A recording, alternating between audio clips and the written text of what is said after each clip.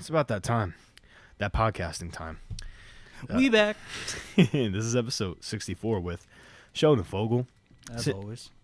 The all-knowing, sitting down just to reorient us. And it's Manga Monday, so if you haven't read some manga today, you still have some time.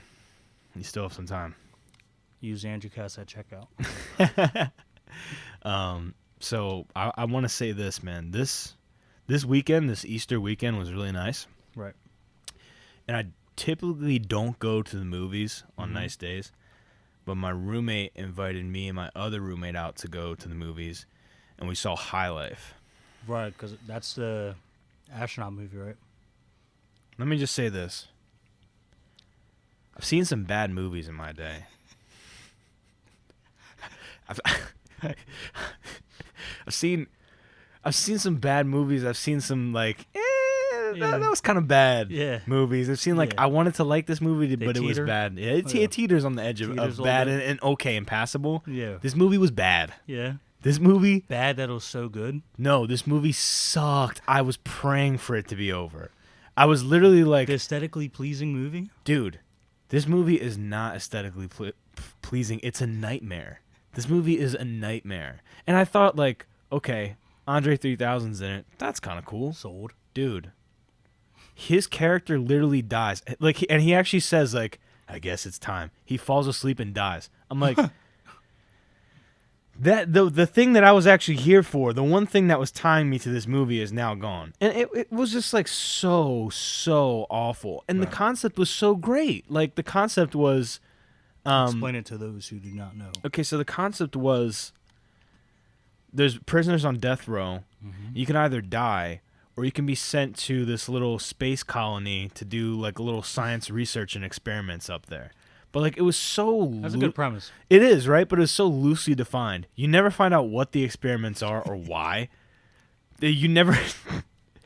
Dude, there's all sorts of crazy stuff that goes on, too. What you would expect sending a bunch of criminals up in a space colony. Right. There's rape, there's fighting, and it's just what were the... There was basically no story. To explain to you why the movie is bad is pointless because you have no context to agree with me. Mm-hmm. Just know that it's one of the worst movies I've ever seen. You watch everything. So if you decide to watch this, I get it, because I know you like to watch things just to watch them and make an opinion. Right. Dude, everybody, I can't stress this enough. Avoid High Life, man. That movie was so bad. Since you're talking about that, I got a movie for you. What? It's called Climax. It's a French movie. Okay. Came out, we'll just say for the sake of the conversation, it came out a couple months ago. Okay. So what happens is, it's this group of people, we'll say about 15. They're practicing this dance. Some gay individuals, straight individuals, bisexuals, all coming together. The first 15 minutes of the film is literally just a dance. It's just them with beautiful... This is some of the best cinematography I've ever seen. Are they dancing outside or inside? Inside. Is this kind of like a meta movie where it's more about the visuals and less about any sort of discernible story? Right. No? Psychedelic horror. Wow. Yeah. Listen. Cut to the Ron Burgundy. That escalated quickly. So they're all dancing and stuff, and it's trancing when you're watching them, and you're just dude, this is crazy. Then someone puts acid in the drink bowl. Hey, why? Bro. What's up with this movie? Bro, someone drops... So I forget the amount they said, but someone drops so much acid in his drink bowl. A child drinks it. A mother drinks it. Everyone's drinking it because they're all having fun and stuff. They're all practicing this dance. Yeah. Bro, shit hits the fan. So some people are... This movie sounds awful. Dude, it was Is this just a spectacle? Can I watch it on Netflix? Where do you even access a movie like this? I'll have to send you the link. So and some people are everyone on acid, it reacts differently. Some people are having sex. Other people are making fun of this girl and stabbing her. Wow. Bro, it's insane. There are people dead and other people are having sex near the dead body. It was, Natalia and I watched it and it was crazy. It was I'm guessing she probably didn't like this movie. She was just what am I watching? I was just enjoy the ride. Hey, it's just cool. Just roll with it. And then once the sun comes up, then, like, the aftermath. And, like, I don't want to spoil. If anyone happens to see this movie, like, I've never seen, and it's classified as a horror movie. I wasn't scared. Natalia was. She gets scared of, like, things like that. It's not that it's, like, jumpy, but just twisted. The score of the movie is so good, and the cinematography with colors is so good. Mm-hmm. It gives you a sense of uneasiness because everyone is tripping out of their mind. Yeah. You don't know where this movie's going to go. Right. Because acid, like, if anyone's ever done it, you gotta have a good trip, and if you have a bad trip, good luck trying to get back to being a good trip. Yeah, so if you can do it, all power to you. But if you can't, this is that movie. That seems pretty crazy, man. And then at the end of the movie, like after the aftermath, there's this girl. It's in French? Yeah, it's in French. There's a little bit of English in it. Mm-hmm. There's 2 Americans in it. But at the end of the movie, this person, the culprit, we find out who it is, not who you thought it would be. She's just, like, laughing at everything, whatever's going on. Then you just see her, like, open up her eyelid, and she drops a tab in her eye. Whoa. She says, and I just kind of spoiled it, but the person says, because they do these interviews in the beginning of the movie, and the person's like, yeah, if you put acid in your eye, it's one of the best highs you'll ever have. And she wasn't lying. Dude. Damn, I did again. I feel like this movie is a PSA not to take acid, I guess. Bro, it seems like it's some like anti-drug French propaganda film. Nah, bro, it wasn't. It was crazy, though. It was so crazy. That Twisted films, they're kind of like in a category of their own, like Human Centipede, Serbian film. Serbian film, I thought Human Centipede was tame compared to Serbian film. Oh, yeah, no. Serbian film, I'm ashamed I even brought it up. That's like the worst one out of all of them. That movie's just fucked. Yeah, man, that movie's like... just fucked. I don't know. What's your opinion on that? So it's like, I'm super against censorship. I think you should be able to make... I think you should be able to make whatever you want as long as no one's getting hurt. That's why I like Lars von Trier. Yeah. He makes the movies that he wants to make. Right. As long as no one's getting hurt and everybody's cool and it's just all fiction... Like, I feel like you should be able to... I feel like there's a however coming up. Yeah. The however would be... Has to be tasteful. No. You can do whatever you want. I think you can do whatever you want as long as, like, you're not hurting anybody or violating anybody. If it's all fiction, that's fine. But I feel like you should really, really restrict who gets to see it. Like, I heard they premiered, like, Serbian film at just, like, some movie festival. Hey, man... That's not cool. Yeah, man, like, this is not The Bug's Life. And if you ever seen the movie, how it ends, not a cool ending. Yeah, then they tried to... fucked ending. Yeah, the ending is almost like... It's almost like a kid wrote it, you know what I'm saying? It's like, and then, like, he did his face, and it's just like, whoa, man, like, that just came out of nowhere. It's almost like a little kid wrote, like, the ending. It's that crazy. Like, that movie is... If you ever seen a Serbian film, we're not saying watch it, but at the same time, go watch it. I'm saying go... See, but here's the thing. No, this is what you do. This also defines what do you consider a good movie. Is a good movie something that captures your attention from start to finish, or is a good movie that is all the technical aspects that make a movie? Some people like to look at like frogs' open bodies to see like the organs. That's what this movie is, right? You're looking at something that's like super grotesque and weird. And it feels wrong looking at it, but you can't look away. That's what this movie is. It's a car accident. Yeah, it's the car accident effect, right? The car accidents are bad. We can all agree, but like we can't peel our eyes away from the destruction. That's what this movie is. It's like, wow, like there's a movie about this. Right. So go read the premise on Wikipedia. I don't think you should watch it necessarily, but it's definitely pushing the envelope, dude. That's a gnarly movie. I think Stephen King's The Mist. You're gonna disagree with me, but I think the ending to that movie is like. Come on, man. Like, seriously? Like, like, you hate it, or... No. It's one of those things where it's like, dude, this is too far. Like, how am I supposed to enjoy this movie? Do you remember how it ends? Yeah, he kills his family and then... Dude. Runs out of bullets. Can you imagine? And then the mist is over. Then the mist stops, and the people come. But guess what? That's what makes Stephen King. Was that the original ending to the book? I don't know. I have to look that up because I know that the movie has 2 endings, and that's like one of the endings. That's one of the endings. The other one is they don't do it and they get saved. I'm pretty sure that's the other one. Just like I Am Legend has those 2 endings where it's like... Oh, man. Yeah, but I I like the second ending so much better than him just telling the wife and son, get out of here, and he kills himself. Like, See, no. That's where I differ. I like the ending where he kills himself. But why? Because There's no point. I don't know.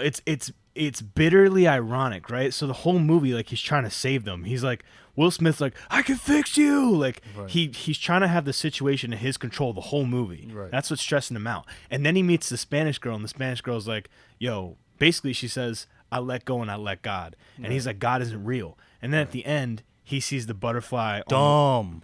It's cool, though. That was dumb. He's What, like, are you saying like, because it's typical? No, he was like, wow, they're at a primitive state, but he's showing that he loves the one that I have captured. I know. We're all gonna die. No, I didn't see it as that. I see it as like he sees the butterfly symbol and he's trapped underground. They've all swarmed his lab. He has nowhere to go. Right. And he realizes that the Spanish I keep calling her a Spanish girl. He realizes that the Spanish girl is right. Yeah. That there's a limited amount of things that he can control. Right. He spent his whole life as a scientist. He only believed in science. Okay. So he's like, I can control everything. I can fix these people. I can make blah, blah, blah, blah. But then he gets in a hopeless situation, sees the butterfly, and he realizes, like, dude, I can't control everything. But how they end it with him holding a grenade, about to punch him through the glass, and the guy on the vampire or whatever he is on the other side punches the glass. And what was an anime ending? It was an anime ending because, first off, if anybody knows how a grenade works, it doesn't engulf everyone in flames and like blow up the entire building. Dude, it's like a small sector. He would have just blew himself up. Essentially, is what would have happened, and then they would have just ate him. They would have ate what was left. Like, so yeah, that movie is a little bit silly, but man, if that isn't like one of Will Smith's ranges where you go like, all right, like he could be an action hero. Like, don't get it twisted. That movie is one of my favorite Will Smith movies. Even with the bad CG? Well, you gotta remember 2008. That's true. It didn't look that bad it looks bad looking at it now, and maybe at the time it looked passable. It could have been better. Yeah. But they didn't have a high budget. It's true. But I thoroughly enjoyed that movie. Because the first time, remember when he's going to get his dog back, you're like, and having the dog as his co-star, brilliant choice. Super cool. Brilliant choice. What other movie can you name where it's just like a dude and an animal the whole time? A dude and an animal the whole time. Trying to find one I can't like at the moment. It wasn't even like that in the book, I don't think. They just like decided to do it for the movie, and it works so well. Remember when he's trying to find dog's hiding on the table? He's like, Sam. Yeah, and then he turns on a flashlight, sees him in the corner, like they're just like this. Yeah. They were like sleeping. Dude, yeah. When I first saw that, I was shocked. And then how cool was it when he jumped out the window? Yeah. I don't know how he would think that would have been a good idea. Jump out the window, they're going to tackle me, and then I'm somehow going to land on them. Dude, he was in sheer panic. That never happened to him before. That was like the coolest part where like you realize when he's going in, there's so much hesitation. Like, and it's all nonverbal, which is why this movie's so good. Right. You realize like, oh, he's never had to go like inside a building like this before. And the part with him having to put the dog down. Listen, man, that's still to this day, just thinking about it, that hits home for a lot of people, because a lot of people, not in that manner, but a lot of people had to put pets down. It's never easy, bro. And then when you think of the worst of the worst, that's the worst of the worst. If your dog becomes like rabid, and it's not responding, and it's like it's gonna kill you, right? Literally gonna kill you. You have to do something. I just had all right. Let me break that scene down. I've seen this movie so many times, and I read the book like after I saw the movie. I was so. It's not called I Am Legend, right? It's called something else. No, it is called I Am Legend, the book, but the book's kind of different. The book is like the book revolves around him trying to solve this problem, but his wife is one of the undead, so like it gets personal. And he's like, I don't know how to deal with this because I keep seeing her, and it's just like it's difficult for me. Like that's a big focus in the book. Right. So in the movie though, that scene, right? As soon as he takes off a clump of the hair, he knows. Like you see it on his face, like he knows what he has to do. Yeah. And then it's that one bite, and I'll never forget the scene. Will Smith is like his head is tilted up to the right of the shot. And like he's clenching his teeth underneath his mouth, and you just hear the snap. Like don't even see it. You don't even see it. And then the next day, right? So we've already established that like the way he keeps saying is that he sets up these mannequins and he pretends to like socialize with them.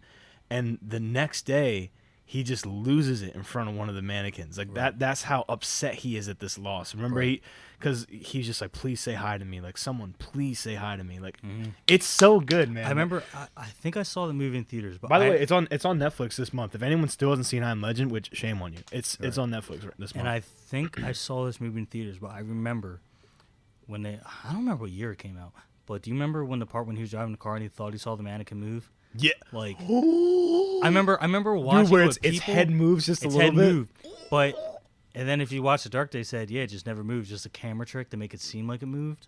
Is that really what it is? Yeah. I don't believe that for a second, bro. Yeah. Because that thing moved. Well, here's the thing. We're supposed to be picturing this with Will Smith. We're in his mind. It was from his vision. Right. He thinking this move because he wants someone else to be there so bad. Oh, yeah. His that's how strong the mind's a powerful thing. Yeah. It projected like in his head that this person is like alive. Yeah. Because then we were like, how to get in the street, and it's like then you're like, damn, they set him up. Right. So these creatures are smarter than what they appear. Yeah. One of the most infamous scenes in that movie. Frank, if you're real, you better tell me right now, And he bro. lights him up. He just lights him up. Yeah. But that man. part in the movie store where he's trying to talk to the mannequin, I'm like, dude, I hope that never gets to a point like What do you mean? possible last man on Earth. What would you do? What would you do if there was power? So like you're not necessarily hungry. Society is kind of like running itself. So what happens say to it's all society? robots. Say you could walk into a Subway and So be it's like, a set and I all. want a sandwich, and a robot would make you a sandwich. But you're the last person. There's no one on the street. There's no one anywhere. You're 110% alone. But are these creatures still a thing? No, there's no danger. No danger. There's So it's just me. There's zero danger. I don't know. I feel like I can make that last as literally to the end of time. Really? The end of my time. I feel like I could. Would you just watch movies? Yeah. Yeah. Probably. I love you, You know what I mean? Just fire them up. Get some. Get some mannequins with me. Like, bro, I just like this. Everyone finally comes back, and like they come to Philadelphia, and it's just a helicopter shot of like you and like a giant projector and just like a sea of Sitting mannequins there, behind sitting you, and there, like dude. you sitting in Sea a of couch. I'm just like clapping. I'm like Shia LaBeouf when he bought out that movie theater. Just watching all the films, just crying. Just you're super into it. Yeah, see, but that's the thing. Like, if you take modern people and revert them to a primitive time, we wouldn't be able to manage.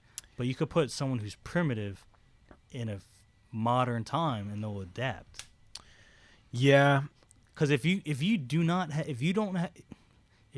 know how to hunt, yeah, it's not just easy to learn how to hunt. There's Yeah. patience behind it. Oh, yeah. There's more time factor than there is to gathering factor. Mhm. So if you don't have that ability, Yeah. you will not survive. Like some people, it's fight or flight.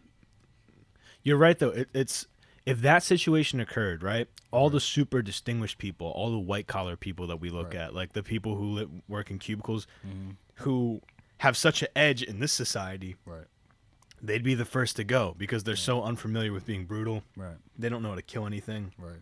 They don't run. They don't work out. The Right. people who farmers. Yeah, the people who most would consider like lowly or alternative jobs, the ones who like Flourish. they They'd would flourish. they would be running stuff.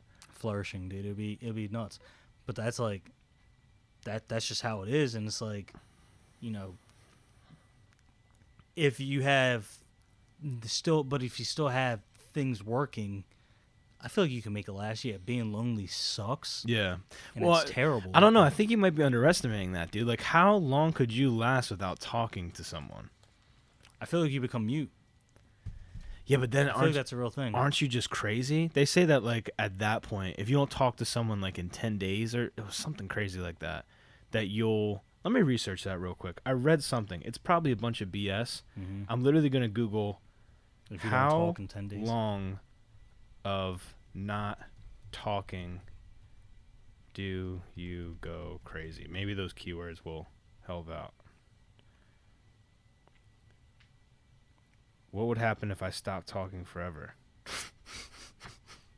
Shout out to the internet, man. Bookmark that.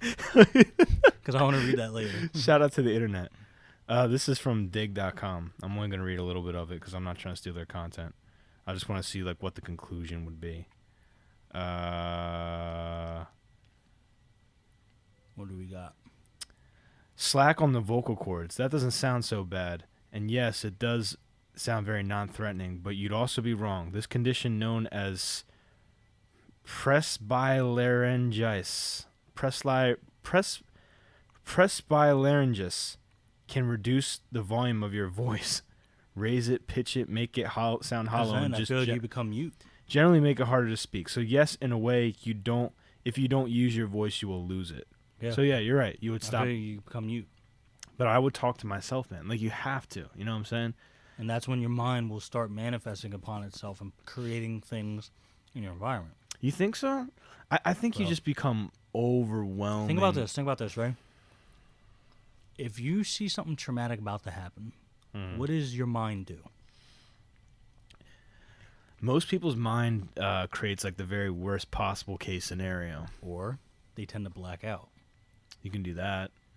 If you're in a car accident, but you see the car coming, usually your brain could shut off right there just to protect you from The pain. trauma. The trauma, the pain. So I feel like if you're talking to yourself and you have a very vivid imagination, Yeah. your brain could probably fixate your eyes to seeing something that's not there. Especially when you don't see people for a long time. Yeah. Like, do you think about it? Sometimes, like, think about this. Your phone's in your pocket all the time. It's ringing, you're sending text messages. Then you feel a little vibration, and so you check it. Your phone never vibrated. Yeah, it's the phantom. It's just like that phantom vibrate. Yeah. It's like things like that where sometimes I feel like I hear my text alert. So yeah, essentially you would go crazy. You would hallucinate. Mm-hmm. The first thing I would do is I would kind of do what's clearly laid out in I Am Legend. Like I would go to the most populated place and just like witness Times Square completely quiet. But or, like, also, you to also Wall got to Street keep and see no like, one. see, that's an insane sight in itself. You would go crazy going to Times Square and just seeing no one. You go insane because you know what it was like before this happened. Yeah. So now you're going there, and it's like you could hear a pin drop. Right. That's insane. Because you know what your brain would start doing? Your brain would start probably making like car noises and like murmurs of people talking. Maybe. Just to fill the void. I want to know, man. Yeah, I definitely want to read up on this and see how that is.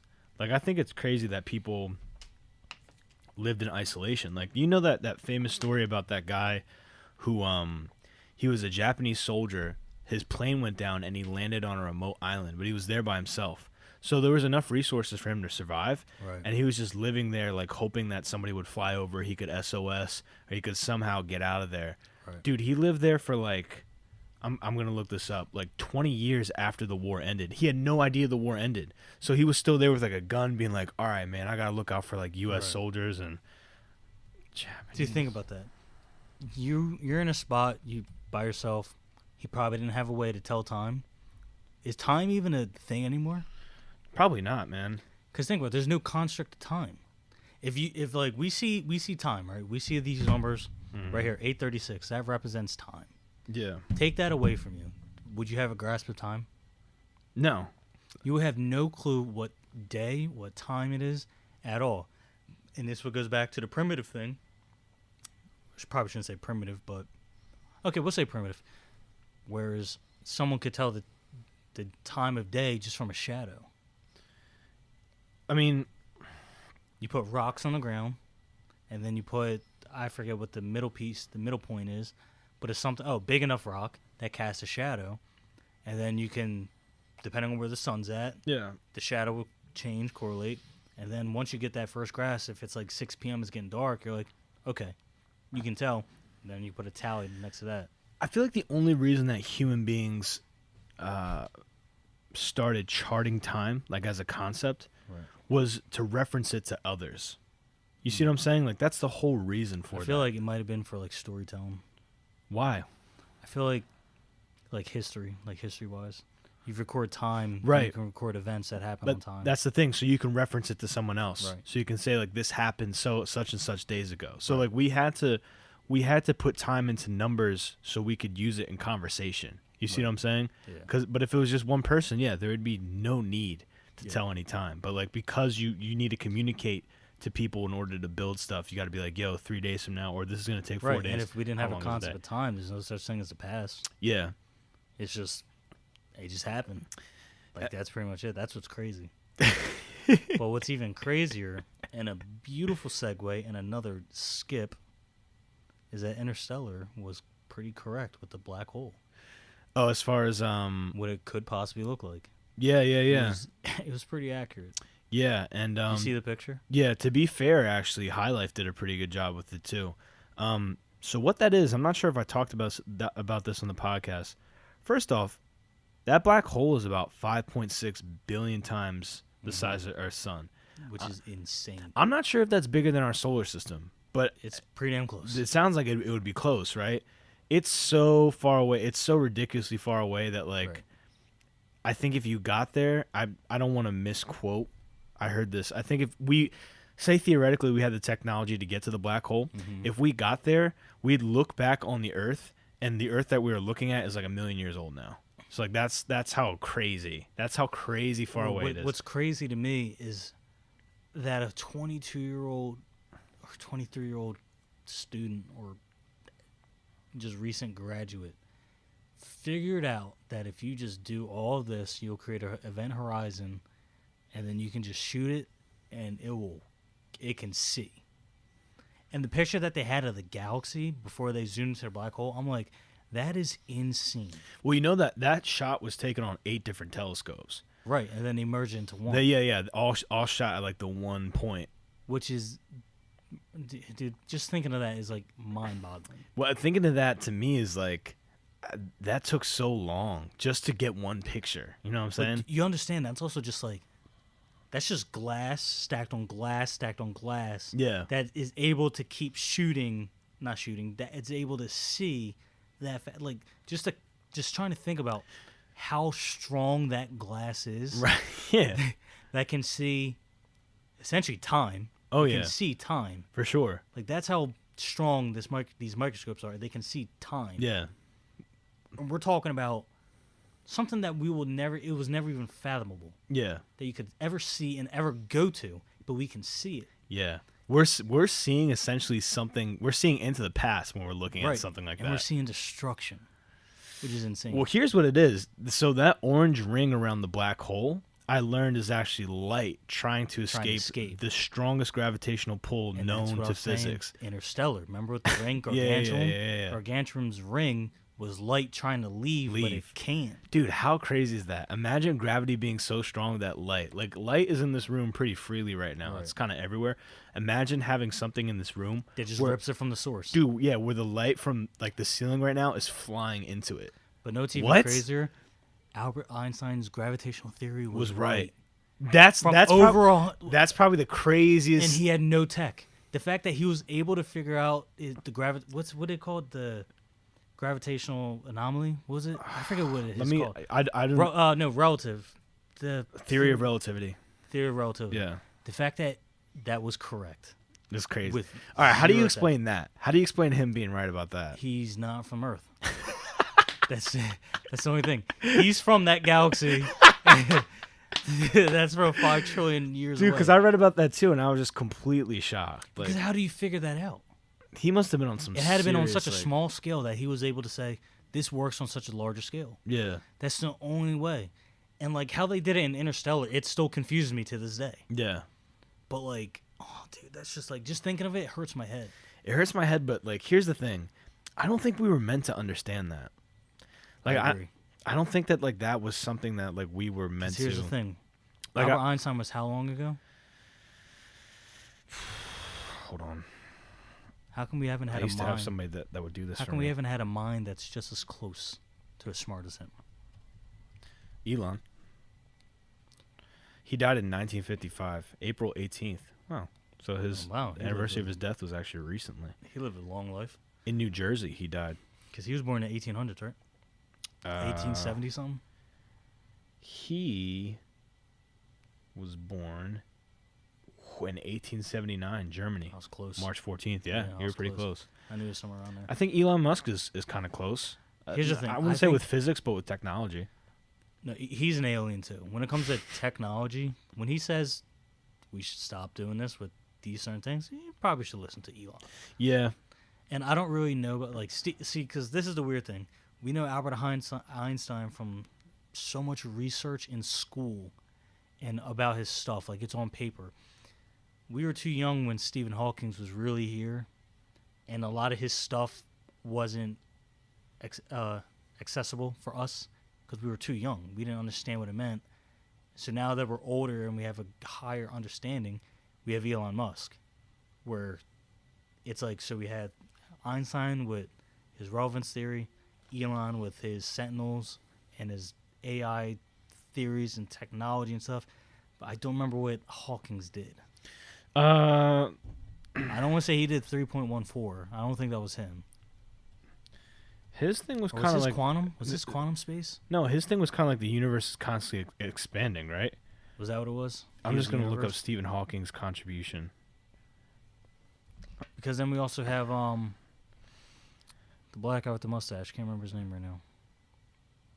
Yeah, quantum gravity, Quantum gravity. I knew it was something. general quantum physics. Yeah, general relativity, especially in the context of black holes. So he was another black hole guy. So he was Einstein. So he was literally like Einstein's like child, science child. Yeah, essentially. And then, oh my god, I can't remember the black guy's name. What's weird about him is that he was very, I think, notoriously like anti-God. Like there is no God. Hawking's. Yeah. Well, I mean, if you like, he got his life stripped from him. You think To that? Do you reduce think to a that played chair. into his belief? outlook on life because he Yeah. was so crushed? Yeah. Yeah, I feel like that would change anyone's life. Yeah. Because like, if you're a faithful person and then you just have something that's so terrible that you can't do anything about happen to you, would you still hold your faith? But I don't know. I again, Some people would say he chose this path for me. I don't want to jeopardize. I don't want to speak on behalf of somebody who is suffering from a physical ailment. I'm not trying to justify any of that suffering. Obviously, I think it's terrible. It shouldn't happen to anybody. It's very unfortunate that it happened to Stephen Hawking. With all that out of the way, isn't it a miracle in itself that someone so brilliant was given the voice through technology to still be able to be what he is? Like, dude, they made a thing where like he literally can look at the letters that he wants to spell out. That is crazy. That's not a miracle. I mean, so I feel like it depends on like your perspective in 'Cause life. I did wonder how was he able to construct So sentences they made a fast? thing where there's a keyboard in front of him, and he literally with his eyes looks at the letter, and that spells out. So, dude, if you want to know, like, man, like humans have a lot figured out. We have a lot figured out, man. We gave a guy who's brilliant a voice with technology that probably wasn't really available to anybody except him. You know what I'm saying? And I'm not trying to say like, oh, then don't feel bad for Stephen Hawking. No, obviously what happened to him is a tragedy. And if you watch the movie, like I still haven't seen the movie. I haven't seen it either, but I've read about that scene and like about his life and stuff like that, and it is super tragic. And I could see why somebody like that would be bitter towards God. But I feel like the more I learn about the universe and the more I learn about just like life on this planet, it's to me it becomes very evident that like a lot of this was This intentional. goes back to what I asked a couple weeks ago. If the government said that your family would be taken care of, would you travel the universe?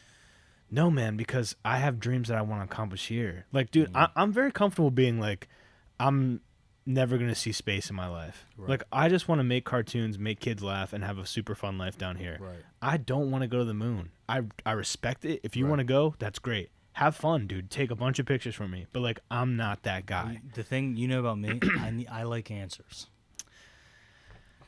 I Like, see. Come on, man. There's no way we're the only only organisms that are living and breathing in our own galaxy. In our own galaxy? In our own. We're not talking about the our We're not talking own about the universe, yeah. We're just talking about our own. Our own cubic meter that they put on a giant universe map. Our own little spot on this massive box.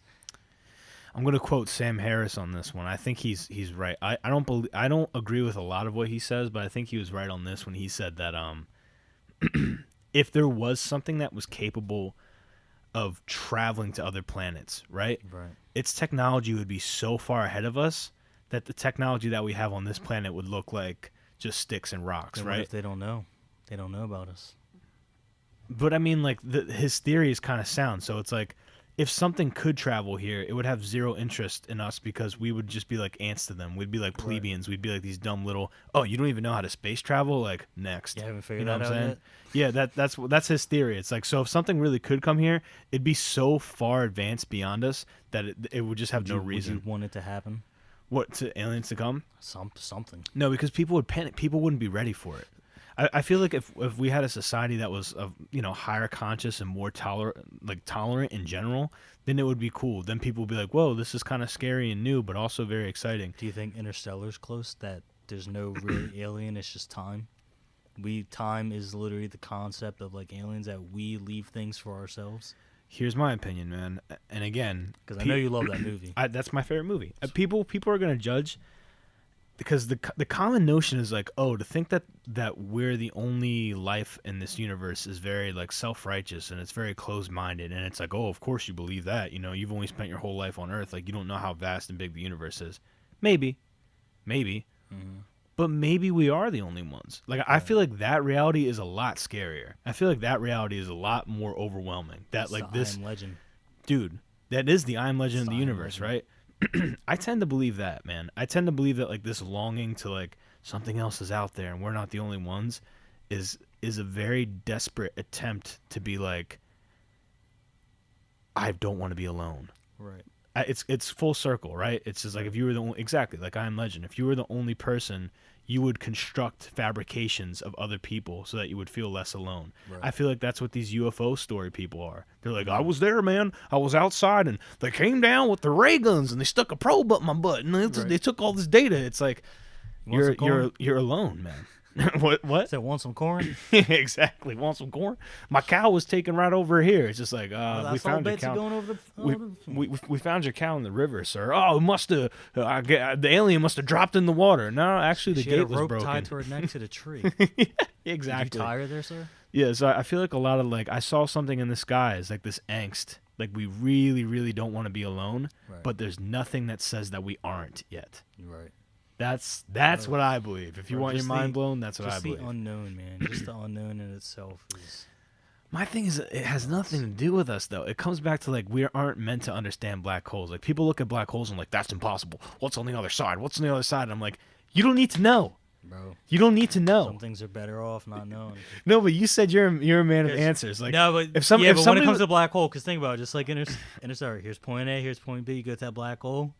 Just like that. You get destroyed. All that time in between's gone, so there it is. That's my theory, man. You go into the black hole, people are like, what's inside? Is it another universe? This is what's inside. You get crushed like a can. Like that. And that's it. That's what happens. Like, seeing that picture of the black hole excited me and scared me so much. It excited me. Because I was like, dude, like that's like a first picture, like, ever of a black hole. Yeah. That is an astounding feat in itself. But at the same time, that thing's bigger than our universe. Well, I don't know if it's bigger. What is 5.8 billion times the size of the sun? Okay, how many... Here's what we're going to do. Here's the thing. How many Earths can you fit in the sun? How many times the size of the sun is our solar system? Because I know it's used as like a unit of measurement when talking about space. Right. It's like the size of our sun. They're like, it's 50. The sun is 864,000 miles across. This is about 109 times the diameter of Earth. The sun weighs about 333,000 times as much as Earth. It is so large that about 1,300,000 planet Earths can fit inside the sun. Okay, so the sun is huge. We've established that. How big is the solar system? I guess is the question I want. Well, this black hole is apparently bigger than our solar system. We're gonna find out. The solar system is about 122 astronomical units away from the sun, where the astronomical units is 93 million miles. That's about 3 times as far out as Pluto, which is about 40 astronomical units from the sun, or about 6 times farther away from. All right, so there's not really a Googleable answer here. Also, how did people figure this out? How did people go like? You know how they figured out? They guessed. It still doesn't make sense to me.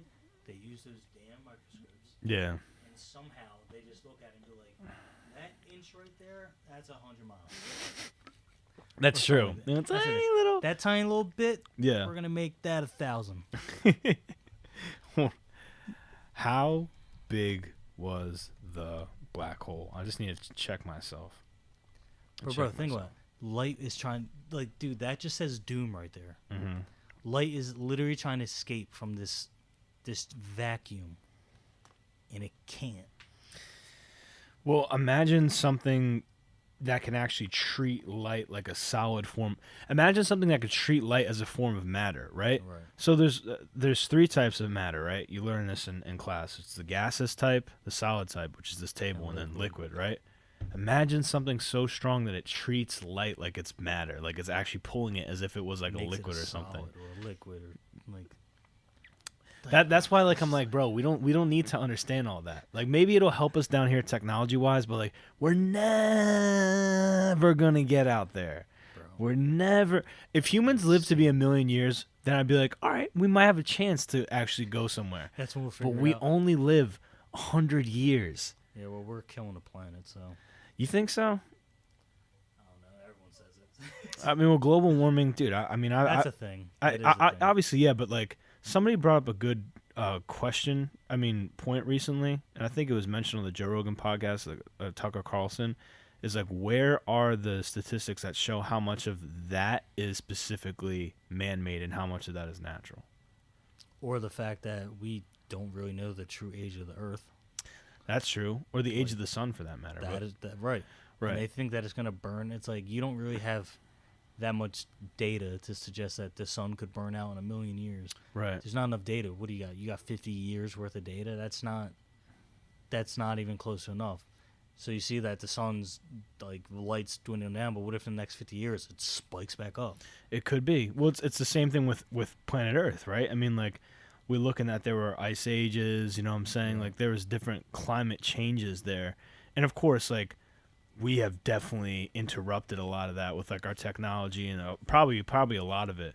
Right. But statistically, more of the planet is unpopulated than the percentages that are populated by us. Like, there's huge expanses on this planet with no people. A lot of it's just water, like straight up, just miles and miles of water with nobody around. You know what I'm saying? But So we have people living, instead of spreading out on the planet, people are just living on top of each other. they're centralized, yeah.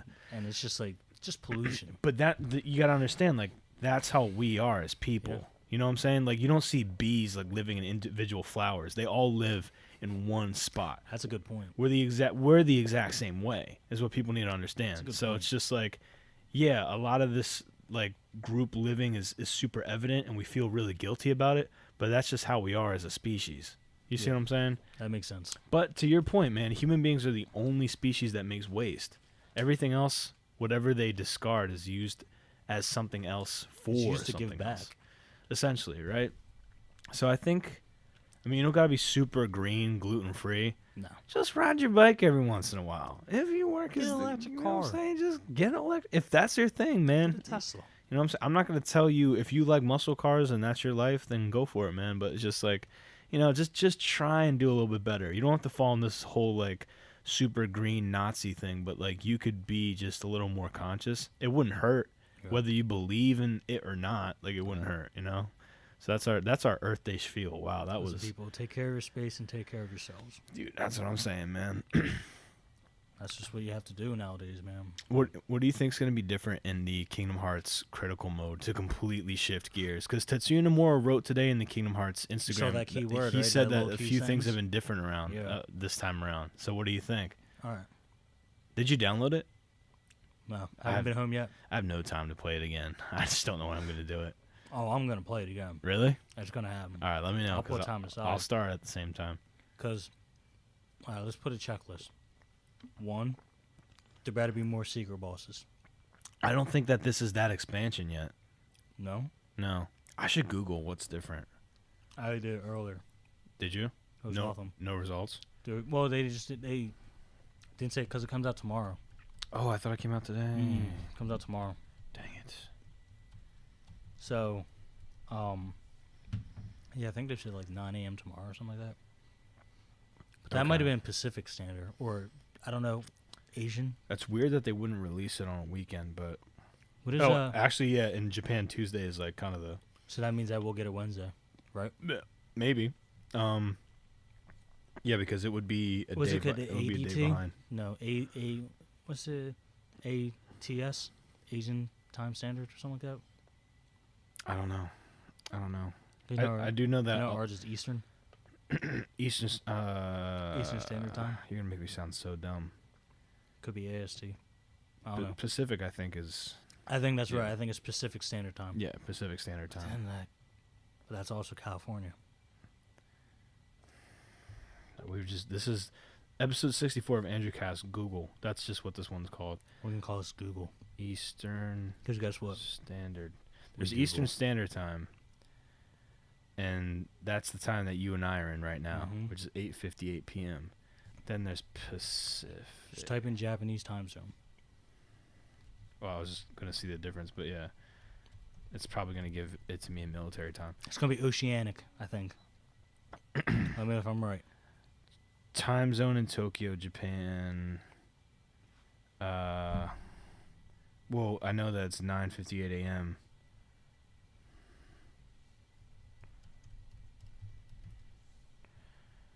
Oh. All right. So we got China Standard Time, Eastern European Summertime, Eastern European Time. There's 70 more. We're gonna skip a lot of these until we get there. I was right. Fuck, no, I wasn't. What is it? Wait, I was right. Pacific? No. I feel so dumb. I think I should it know literally that. said Asian. Asian, or there was a G one. What I'm looking at is Japan Standard Time, which just seems kind of hokey. I see that JST. But there was like a weird one I saw. It said G something. There's a UTC, the Universal Coordinated Time. Who came up with all this stuff? GMT. What is GMT? Greenwich Mean Time. Yeah, that seems to be the time That's zone. The one. Never heard of it, but I'm down. Greenwich, I don't know you, but I don't like you. Yeah, So hopefully we get secret bosses. Hopefully, critical mode. I hope they don't make critical mode just proud mode with more baddies on the screen. Yeah, that's not. That feels cheap. I did see that they say that you're gonna have to be more responsive with your hits. Damage output would be significantly higher, depending on, and like there's other factors. I did see that come into play, but I hope that would you rather have a new game plus or would you rather just have a new game crucial? So new game plus is you carry over your save data from your previous one. Oh yeah, new game plus, please. So you rather have that? Please, yeah, please. I think that's what they cut because before critical there was never a new game plus. No. I think that's what we're going to do. I would doubt it because if you had keyblades from other worlds, then that would like kind of defeat the purpose of going to other worlds. I feel like Square Enix, Kingdom Hearts doesn't usually cut corners, so we'll see what happens. That's more of like a Legend of Zelda thing. Like, do you want to start the game off with all the tools? Like, sure, why not? Yeah, I don't know. I'm hoping at least one extra boss, man. At least one would be cool. What do you think it'd be? It just needs to be a Disney one, man. You got to give me something fun. I would like. I bet they're gonna add Sephiroth on it. Whoa! Bring him back. Okay, that would be sick. That would be sick. Yeah, people are hoping for more Final Fantasy stuff with the Final Mix version of the game. Dude, how cool would it be if they just released a DLC that just said Final Mix, and that's it? It was no screenshots or anything. Like it just said Kingdom Hearts 3 Final Mix. I'd be like, it'd be like the game coming out all over again. That's what it would be like for me. And just like, oh man, if they put Sephiroth in there, man. Speaking of Sephiroth, so it just came out today that the famous death scene in Final Fantasy VII mistranslated. Really? Yeah, I didn't get to read what it was supposed to say, but the English translation was wrong. Oh, of course, dude. There's like so much in the original, and that's why I said. Remember, I said to you, I feel like the translation of this Kingdom Hearts game was off for some reason. It was definitely weird at some points where I'm like, like, this is so strange. But yeah, I need to read about that too. Was that in like a Kotaku article? That's the best site to go to, Kotaku. Dude, okay, so I was thinking about something today. Now that we're on the topic of video games, we just went from universes to video games. Welcome to the Andrewcast. Yeah, for sure. First time listeners. How do you feel about, because you play a lot of games, how do you feel about a whole bunch of titles from the past coming out for Switch and you having to rebuy them? Hate it. So, but like, do you think that's going to be a thing from now on with like consoles forever? So like, no matter what new console comes out, you're going to have to buy Final Fantasy VII again? The thing is like, okay, yes, like Final Fantasy VII is a classic game, but guess what? That game aged terribly. Right. It looks like shit. But people want to play it. So my thing is, if they redo the game completely, I'm fine with that. But if you're just reporting a game, That's annoying.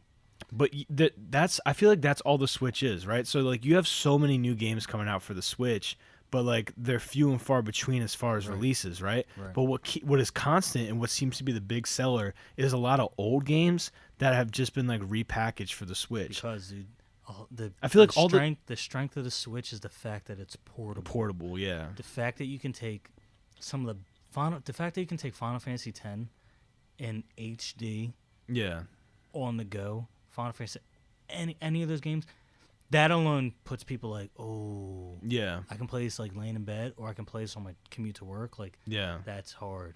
You're right. That's hard. Whereas the PlayStation, Xbox, very conventional. Right. You have to sit down and just take time to play it. Unless you download Remote Play on on your phone, or computer, or iPad, tablet, whatever. You can connect your controller to that and play off there.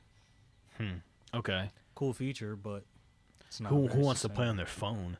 Then you gotta tried it out. Works brilliantly. But then you gotta answer a text in like 2 seconds, and you're like, that's pretty cool. Hard as hell.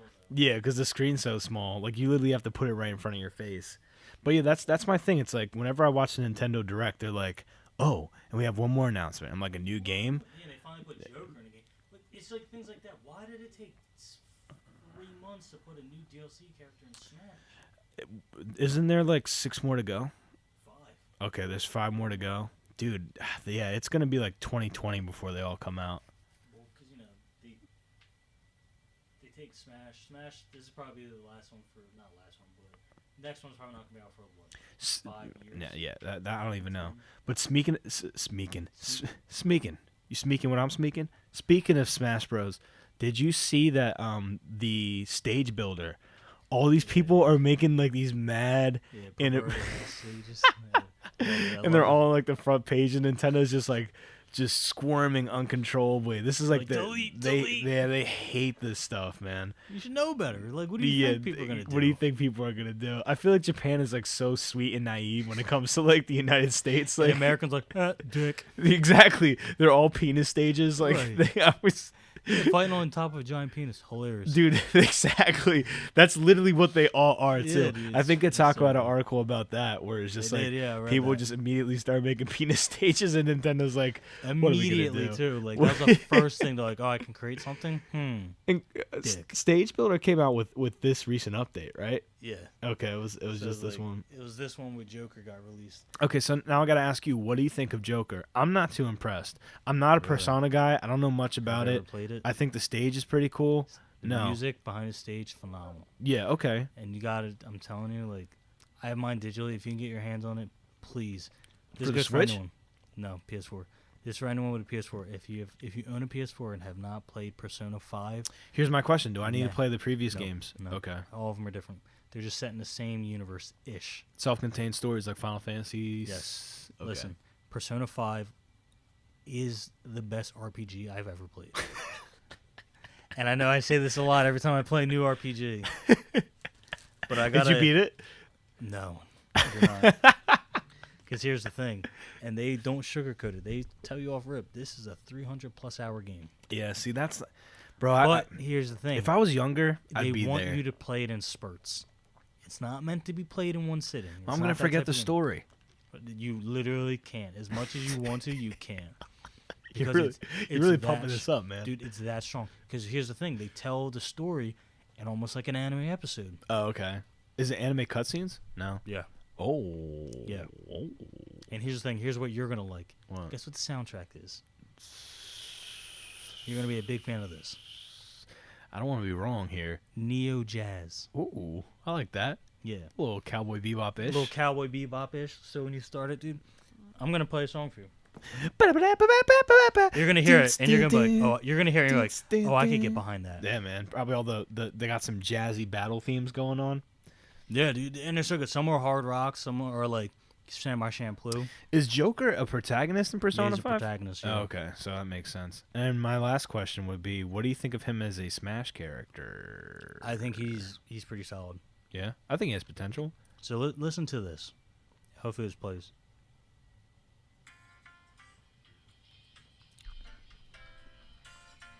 He's hearing the vibes and the funkiness behind Persona 5. They can hear it too. Just going to be pretty faint. It will be pretty faint. Hey.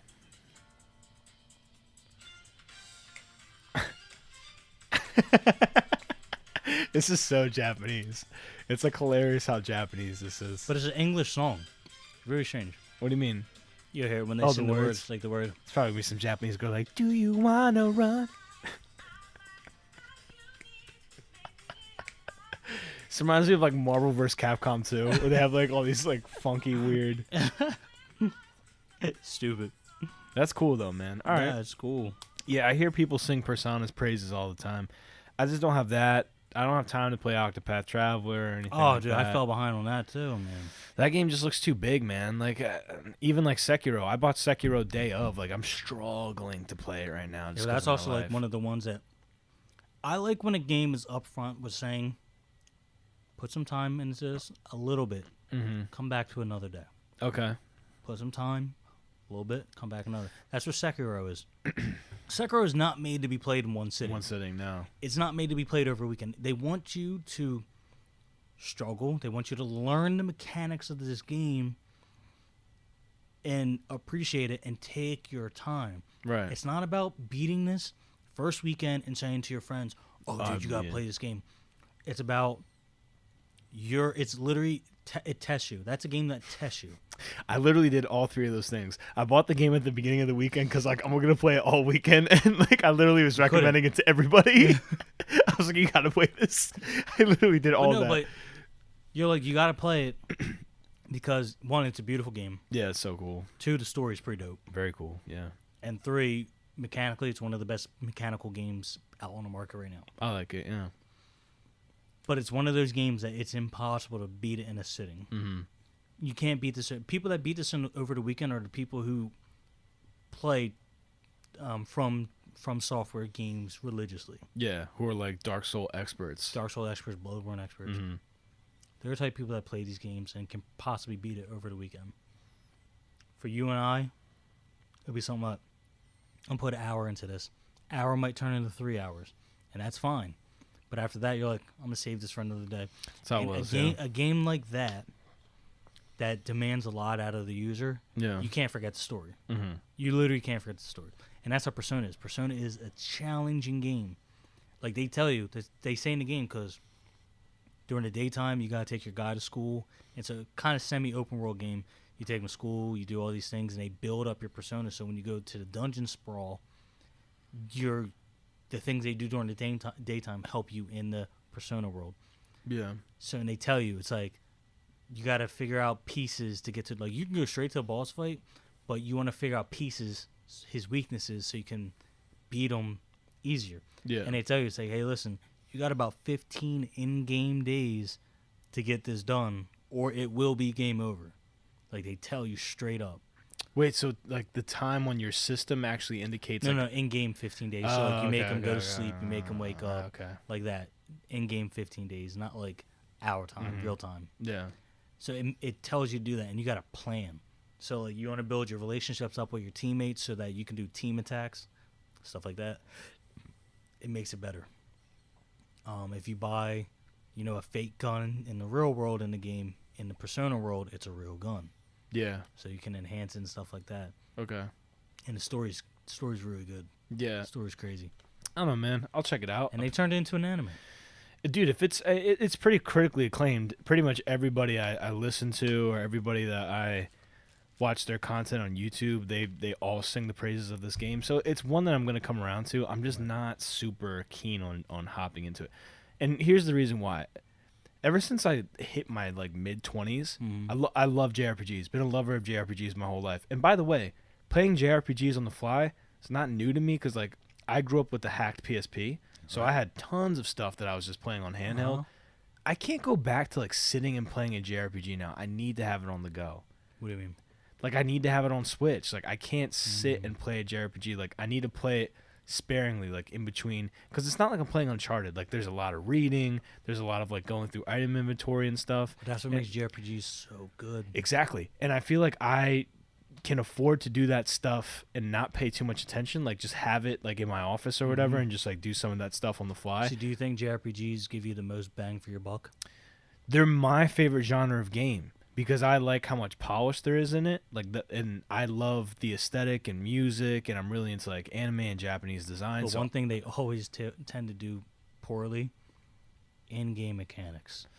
Yeah, I mean that's true, but that's not really the focus, right? The focus is more of like optimizing items and stuff like that. My whole point with this whole rant is that like I like to have that on the fly so I can do those little meticulous things on the go, and I don't have to sit in my bed and like do nothing and go through like because I was playing Ni no Kuni 2 and I'm like, dude, I can't do this. There's 2 games I stopped these past 2 years, and I'm not proud of it. Cold turkey, I stopped The Last Guardian. I couldn't pick it up again. Well, the mechanics were terrible. It was terrible. And I'm such a huge fan of Ico, and I'm such a huge fan of Shadow of the Colossus. This was a super letdown, especially because I reserved it. Those 2 games didn't have the best mechanics either.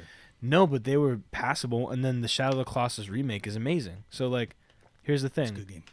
I also stopped Ni no Kuni 2, which I did not think I was going to stop because I was such a huge fan of the first game. This game fell flat on its face, man, and, like, it sucks because I paid full price for these games, and I reserved both of them.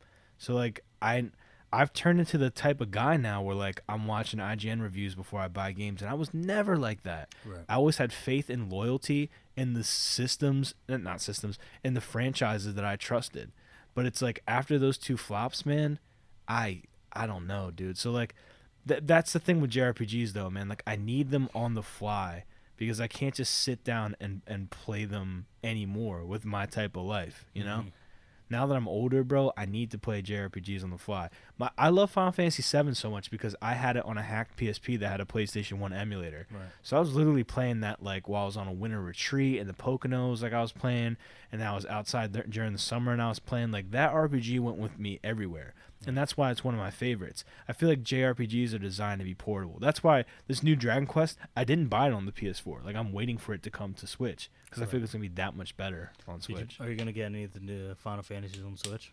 I'm probably gonna buy 7. I'm not proud of that, but like I'm probably gonna buy 7 because this will be like the 3rd time I bought it. Right. But I just want to have it on the Switch. It's that good of a game. But it's just like, why do you like the Dragon Ball Z anime? It's not the greatest anime ever. There's just so much nostalgia attached with it. It's like Kingdom Hearts. Like you play it and you realize there's so much nostalgia. There's so much comfortability to it. Just like Happy Console Gamer said, it's a comfort food game. I don't think it's anything super special as far as functionality, but like when you play it, you slip into this classic, childlike, careless sort of attitude that you had when you played it. You know, Right. It's just like listening to like one of those old Kanye West albums or something, or anything that you listened to in middle school that formed you. You know, it's one of those things. I don't know. It doesn't.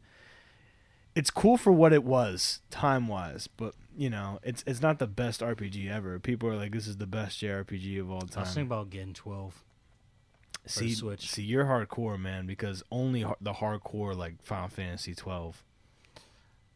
I don't remember ever finishing it. I remember playing it and I had to put it down every time. And I was like, it's one of those ones where it's like, dude, it's like almost too, like, it's almost like up its own ass too much. You know what I mean? Like, I don't know if that makes sense. No, like, dude, I know exactly what you mean.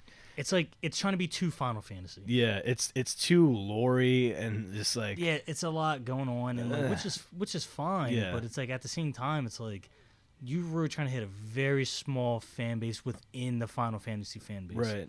Like me personally, I feel like the majority of Final Fantasy fan base is 7. Mm-hmm. That is what all. Next one, 10. 10.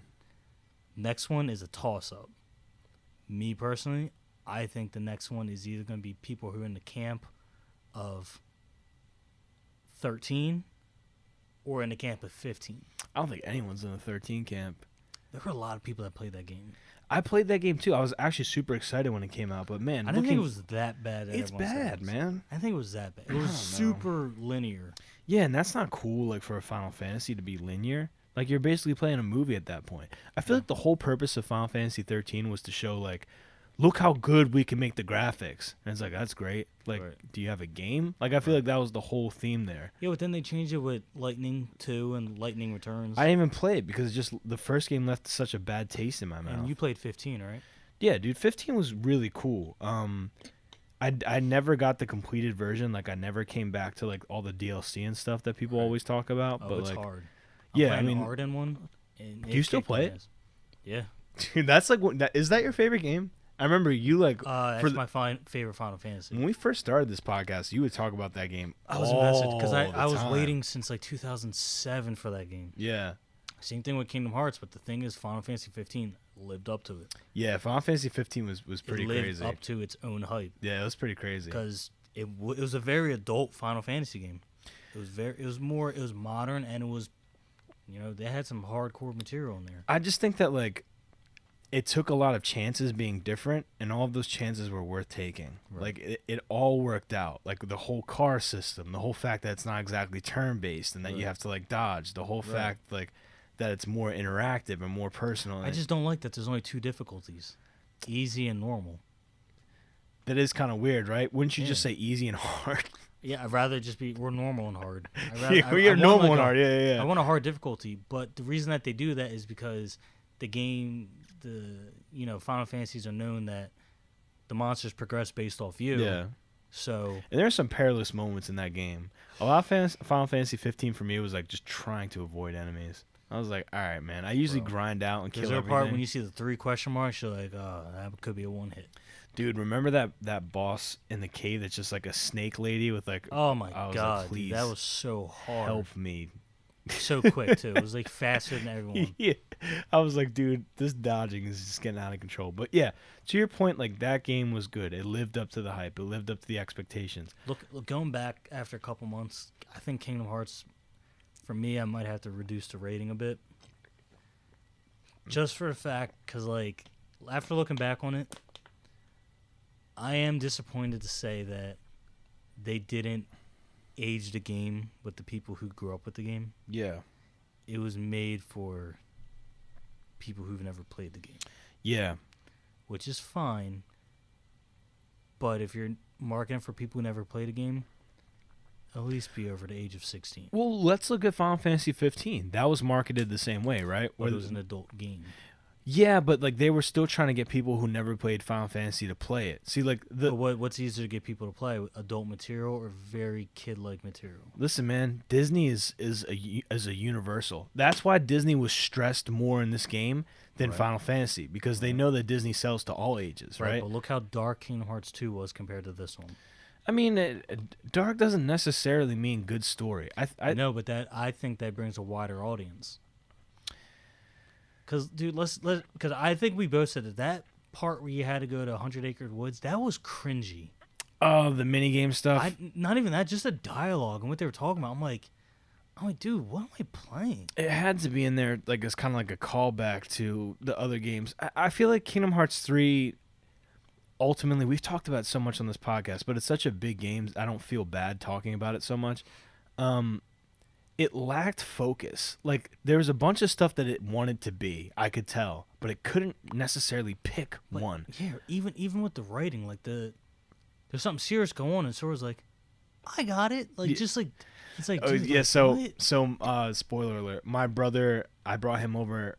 Well, he came over to visit me in my apartment, and he wanted to see like how Kingdom Hearts 3 was, and I ended up being on that part where you split up in the Keyblade graveyard, and you have the option to take out bosses in pretty much like a melee boss battle where it's like Xemnas and Ansem. It was pretty epic, right? So you'd focus on one, kill them, and once you kill them, the cutscene happens, and they die. And Ryan was talking about how like they die the typical anime death, where it's like, maybe some other time we could be friends.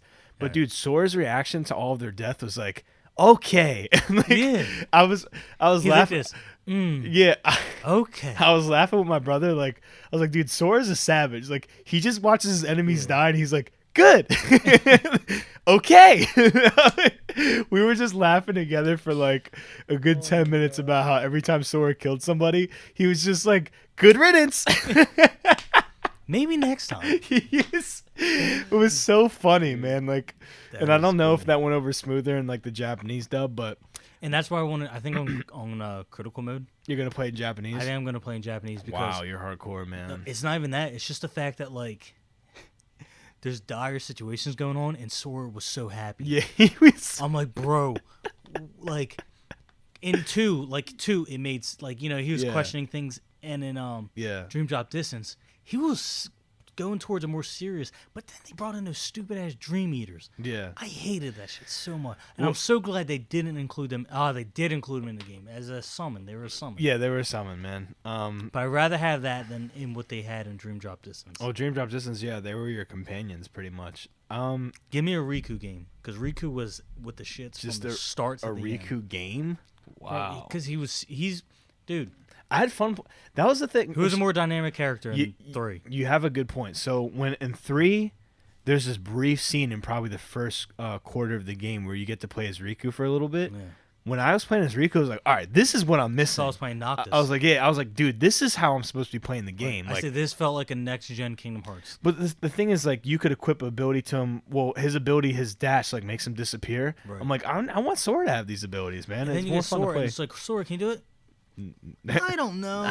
And I'm just like, You're right. He wasn't as mobile as Riku was. What I think they should have done in retrospect, and it's super easy for me to say, they have so much to fit into this game that why would they shoehorn in this idea? But I think that the system in Dream Drop where you switch between Riku and Sora was actually pretty cool. And I think that there should have been something that was like that. Maybe not the timer, but something where you can play as Riku and Sora on a regular basis. if they drop a DLC in the game where you can play as Riku and Kairi during moments in the game, but it's like condensed, I'd be really happy. I'd be happy about that too. Because that's what Final Fantasy did. They gave the side characters a condensed story that they could have. Yeah, see, that was parallel with the events that was going on with Noctis. I have to get around to that DLC eventually, man. There's so much I have to really play. Enjoy it. There's so much I have to play. I'm saving it all for when I get old. Like right now, I'm gunning down my dreams. I'm trying to live my life. I'm trying to see how much I can handle in my mid-20s. Right. Dude, when I'm in my 50s, you better believe I'm gonna have the PS5 because it's backwards compatible with PS4, and I'm gonna just be playing games. I hope we're past the PS5 by the time we're 50. So tell me what you think about the PS5 because all that stuff came out. I only saw a little bit. I didn't get to see that much. It's backwards compatible. I'm not with that at all. I hate that so much. Why? That's like my thing. If you're gonna backwards compatible it, just make it digital. Just digital content. Ready? Yeah. The PS5 will have 3,600 gigs on it, which is not. You said 3,600 gigs. Yeah. So how many terabytes is that? 3.5 almost. Yeah, 3.5 terabytes. And it's gonna cost $400. That's a good price point. It's not bad for the best system on the market, which is what I solely believe that PlayStation is. As far as like for hardcore gamers. Yeah. But yeah, that's a lot of space, and I'm happy about that. And then of course it's gonna be backwards compatible, so it's gonna look really, really sick. And I think in the next 5 years, Xbox is gonna stop. You see what they have coming out next month? No. A digital only Xbox. How? Has no disc tray. How? You can only download digital games for $250. That's how much the system is. I'm like, that is the most pointless shit ever. They're trying to compete with what is the storage? What is the innate storage in there? 1 or 2 terabytes. Okay. How? I just think that's dumb. That's just dumb to me. Well, every system has to have a tremendous failure. Like, dude, do you remember the PSP Go? No, I barely do. Dude, that was a thing. Yeah. Imagine buying that. I feel like that's what this new digital-only Xbox is. Like, what's the difference between a PSP Go and a PSP? It had like a drop-down controller where like the screen was above. I remember that. Yeah, how crazy was that? It was that like should have been successful. It was like you were playing on a Motorola Sidekick. That's what it was like. You think that should have been successful? I think that the PSP Vita should have blown up. And it never did. Well, because it's not the Switch. Enough. I think the Switch looked at PSP Vita and was like, you guys were close, but like you had to make it more interactive. You know what I'm saying? But the PSP Vita was, dude, you could play like Street Fighter V on a PSP. But here's the thing. Nintendo put so much money behind the Switch, still not as powerful as the Xbox or the PlayStation. Right, but it's the same thing with the Wii, right? You don't necessarily need computation power if you have games that are fun or accessible. That's why Nintendo... But what does the Switch have? No games. Smash Brothers, Mario not Kart, enough. Not enough. That's what I was saying. Mario Kart's a report. But that's what I was saying earlier in this podcast, right? So it's just like the new games that are coming out aren't enough. Like there's a lot of reports on there, but it's the fact that the games that are on there are fun. Like, hold on, are you telling me that the Switch isn't worth buying for Smash Brothers alone? No. What? It's not. No, it's not. Why? Bro, Smash Bros. Gets boring. It's a party game. It's a game that you bring your boys over. Bro, if you don't bring your boys over, go online, you're like, yeah, this shit is not that fun. For Ultimate? Yes. If okay, let me rephrase that. If you're a fan of Smash Brothers, like, come on, man. That's I mean, that goes what I was saying, because it's like, Smash has such a weird niche community. I guess. I don't know. It seems like probably the most popular fighting game today. Are you going to tell me that like Fighter Z and Street Fighter are more popular than Smash I would right say now? Mortal Kombat is. Is that out, the new one? Comes out this Friday. You know what, man? I don't know. Mortal Kombat has never really been my thing. Smash's like learning curve is way steeper than Mortal Kombat. I would say But that's Mortal Kombat is a harder game. I'd say that Smash is more technical, man. I feel like there's more to master. I when don't it know, comes to because Smash. there's a lot. Okay, maybe. But Mortal Kombat's still a harder game. I guess, dude. But like, does that necessarily You could mean... steal stock while someone in Smash by just doing random shit. Mortal Kombat, you'll get cleaned by someone if they know what they're doing. Okay, right. But like, let's look at the game modes and the options and the variability in Smash compared to Mortal Kombat, right? Like, you can adjust so much in Smash. Like, you can have special matches where like everybody's super huge, or like everybody starts at like 60% damage. There's so much like variability that you can play with. I feel like these 2D fighters, right, which I love, you know what I'm saying? Like, they can't hold a candle to what Smash Brothers is, essentially. But that doesn't mean Smash is a better game. Yeah. Maybe I'm just going in circles trying to... Because, like, find a reason Smash... why. All right, to me, here's my thing. If you want to buy a console, right, and you don't care what console your friends all have, you don't care at all, you want to go with something that's going to have the most content and something bang for your buck, we'll stack them together. We'll throw Xbox first because they haven't had a good exclusive game in I don't know how long. So they have Halo 5, Gears of War, Forza. That's... if you like shooters, okay, you'll get Halo. Gears is also a shooter, but it's a third person. Gears is cool. Forza, I don't care about racing games that much. I don't think you do either. Especially the more technical ones. Can you name a fourth game that's worth getting the Xbox for? No. No. We'll go to Nintendo next. There's Smash Brothers. Okay. A game that you're going to play with a lot of your friends if they're over, because the game's not that great online because they're peer-to-peer still.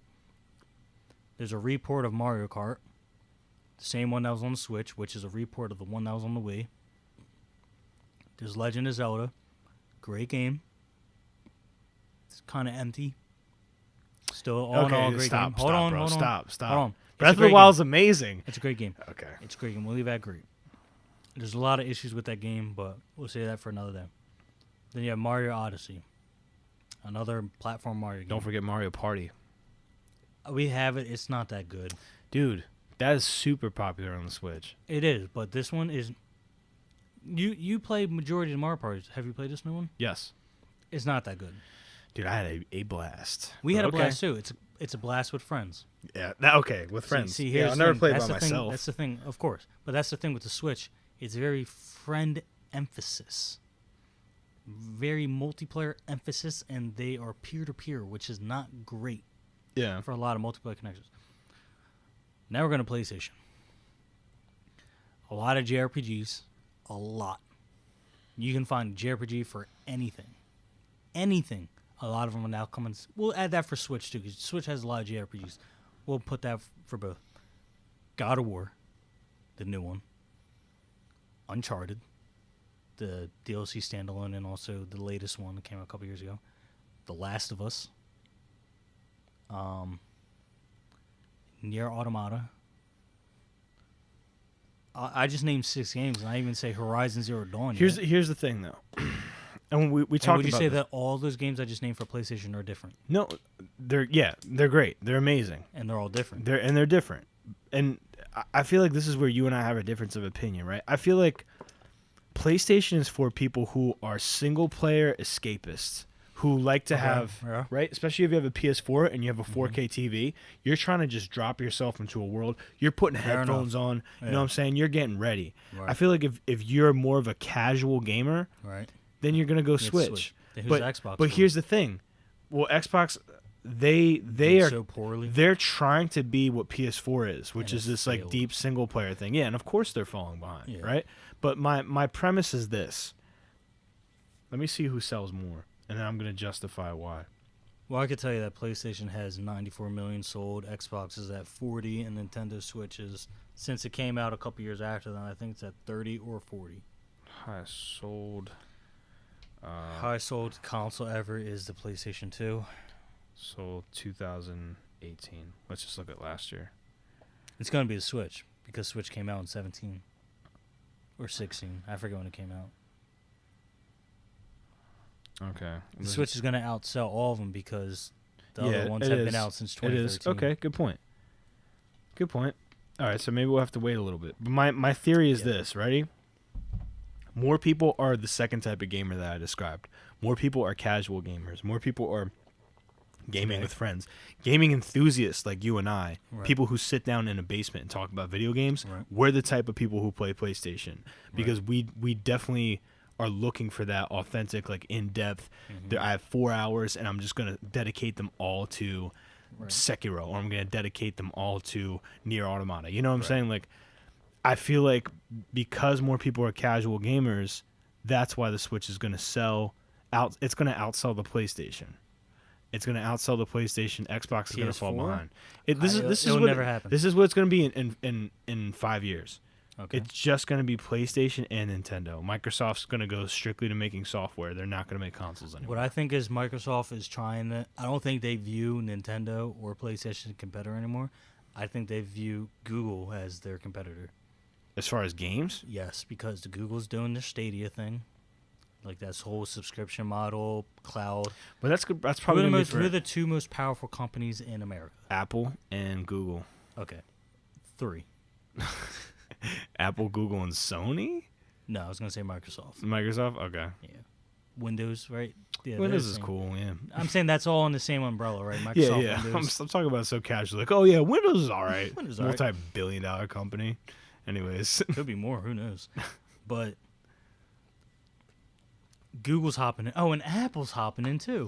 Apple's Games? doing a gaming thing. Yeah. But aren't they gonna do just much like? money they said they're gonna put aren't they behind the gonna do game? just Steam games though? Like they're not gonna actually be like developing. Like no, they're developing. They said they're putting $1 billion to their own first-party games. that's so $1 strange. billion fucking dollars. That's so strange.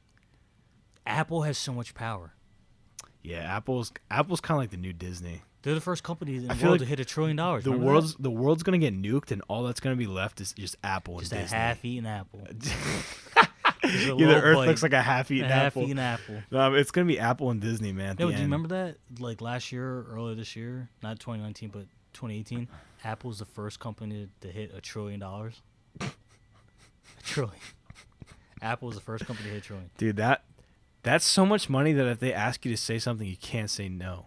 If they ask Bro, you to do something, you can't. And that's you why can't. people hop on Apple. No bro. one says no to $1 trillion. You can't. Bro, they also, if you look up the number of iPhones they sold or are currently active in the world, I think it's like 3 billion. Dude, can you imagine like in the premise of some movie, everybody with an iPhone like becomes controlled, and it's only like the small minority of people with like Androids that like aren't controlled. Apple, your phone in your pockets. Apple, I know. we're part of the system. Guess what? It doesn't bother me though. That's the thing. Like it does not bother me. Yes, it's a Yeah. huge evil, but I'm gonna say that it doesn't It's bother like me. Evil Corp from Mr. Robot. Okay, you can compare it to that, but it's just like I feel like I said, but it's just like so much on this. And the funny thing podcast. is, they'll be like, get the new iPhone. It's $3,000. Everyone's like, $3,000.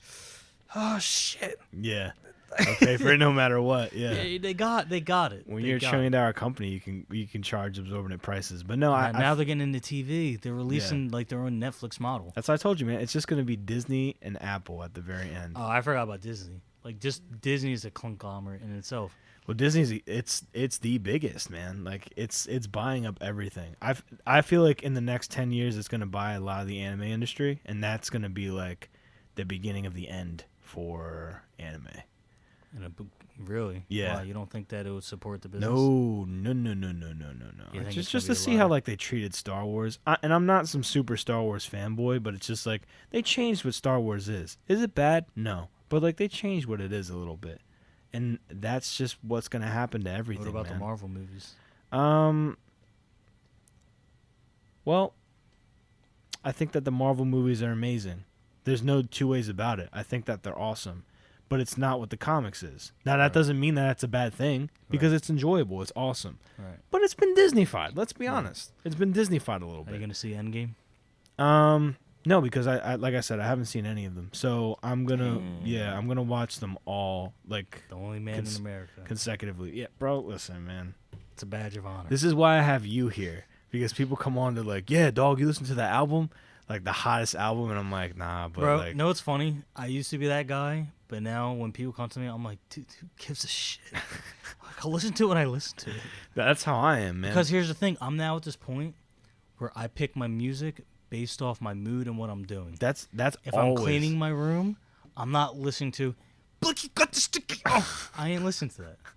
Now I'm listening to with a little bit of drums. Yeah. Could be a saxophone playing. Yeah. Could be, you know. Not don't you find that now that you're older, you find yourself wanting to listen to some chill music? Bro, now And that when I'm you were older, I you used to clown my grandpa for listening to jazz in the car. Now I'm in my room, you'll hear jazz playing. Dude, I was just about to say, like, when you're younger, you see old people listening to chill music, and you're like, It makes sense. What are you doing? And It now when you're makes older, sense. you're like, yeah, like that's actually the vibe right Bro, now. I just want some peace, man. Right.